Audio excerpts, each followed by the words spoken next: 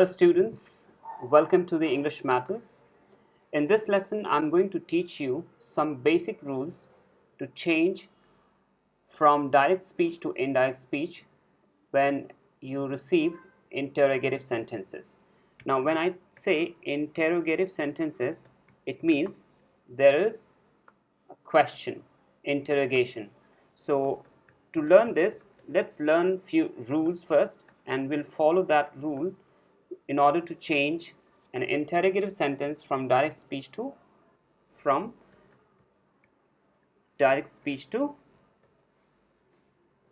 indirect speech. Okay, so one by one I'll just explain it to you. Let's start. Now, if you are given a question, or let's take an example. Now let me write an example. He said to me, then you put a comma, within inverted comma, where are you going? Let's say this is a question.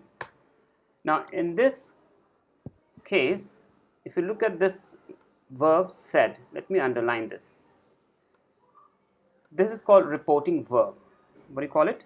Reporting verb, or the reporting verb, or you can also say introductory verb. So let's name it reporting verb, or let's put an oblique, introductory verb. Okay. So when you're trying to change it into indirect speech, what are you going to do? The reporting verb or introductory verb, it changes. It changes to, there are different options. You can use asked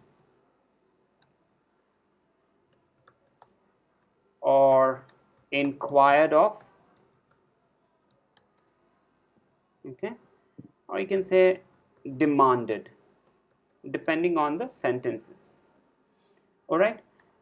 Now when you look at this where are you going, this is called reported speech, because this is something which has been spoken. We call it reported speech. Okay. Now what are you going to do with the reported speech? First of all, you have to look at this part, whether it's going to be a closed-ended question or open-ended. Now, what are the closed-ended questions and what do you mean by open-ended? Closed-ended, where you have the option to answer by saying either yes or no. But open-ended, then you have to frame a sentence, at least more than one word. So when you're answering it in either yes or no, then you have an option to start your reported speech with if you have closed-ended question. Okay, remember this. Or you can also say which can be answered in either yes or no. Then in that case, in the indirect speech, you use if or whether. So remember this, we will use if or whether. So this is something which you're going to use it when we get questions like this. I'll tell you what to do in this particular sentence as well. Now let me highlight it so that you must not forget it. I'll just make it bold. All right. If it is a close-ended question, the another name for close-ended question is direct question. It means you're asked either yes or no. These are the two words. Either of them you can use to answer the question. So it is direct question. How about if it is not a direct question? Okay, it can be spoken or it can be replied by using either one word, not more than one word I said. So you have to answer using more than one word. So in those cases, if it is not a direct question, all right, then what? Then you cannot use yes or no. So there are certain rules placed on this. One thing you have to remember, so we'll follow that rule. I'll tell you the rules.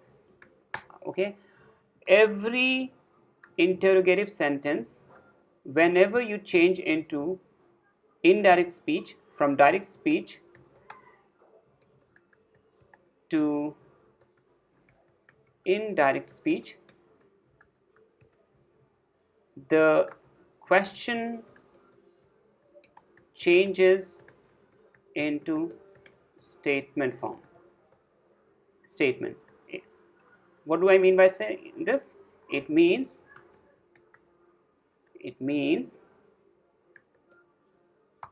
you remove question mark and use full stop instead. Okay, so remember this, don't get confused. Let's take this particular sentence which I gave it in the beginning of this lesson. He said to me, let me copy this, then I'll explain to you how to change it into indirect speech. Okay, let's solve it. He said to me, where are you going? Let's write the answer. Now in this case, if you look at the question, where are you going? Can you answer this question by saying yes or no? No, it's not a direct question. In this case, what I'm going to do, first of all, let's start with first thing first. Obviously he said to me, all right. You have to use either asked, demanded, or inquired of. You can say he asked, or you can also inquire of me. He asked. Do not use to with asked. Okay, remember this. We do not say he told to me. Wrong. He told me or he asked me.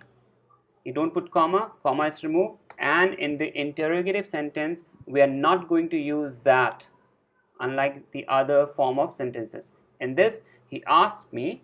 Now here WH question will remain the same in the proper place, where we do not change the place, where then instead of helping verb are, I have to say, because the pronoun changes. Now here he's asked me because the person is asking me, so the pronoun you will become I. Now right after the WH, the question word, I use subject. Then depending on this pronoun, the subject, we use verb. Now definitely it's a past tense, so the past form of are becomes either were or was.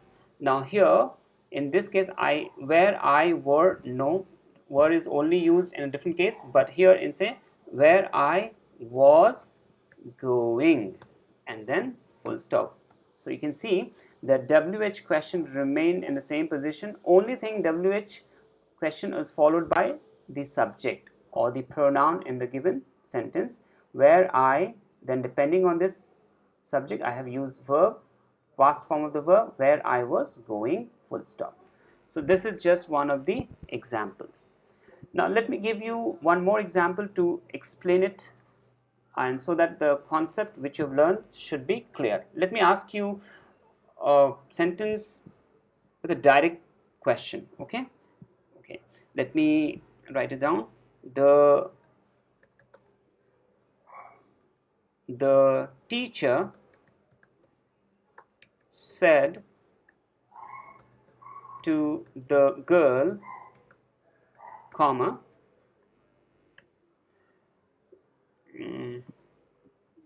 do you understand English?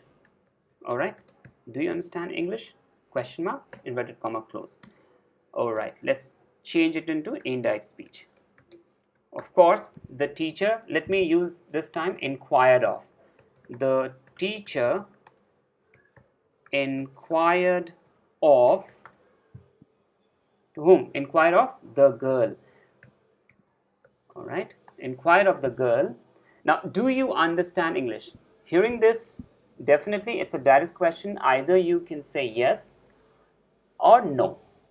it will be well understood. So it's a direct question. In this case, remember when I said if there is a direct question, you use if or whether in the indirect speech. So I'm going to use, what should I use? Let's use if. If, then after this I use the subject. So the teacher said to the girl. So the girl is third person. So where if she, okay, if she, the understand this particular simple present will become simple past. So if she understood English. All right, do you use question mark or full stop? Full stop, correct. So this is, so that's how you have changed it into indirect speech from direct speech. The teacher inquired of the girl if she understood English. I can also write like this. Instead of inquired of, I could have written the teacher asked the girl. I told you we do not use ask to, ask the girl if she understood English. All right. So I hope this explanation help you to change the sentences in the interrogative form from direct speech to indirect speech. If you have your question, you can leave the questions in the comment section below. And in the next lesson, I'll just bring only examples in order to help you solve the example, so you can get your doubt cleared and it becomes crystal. So you take care. Have a good day. Bye bye.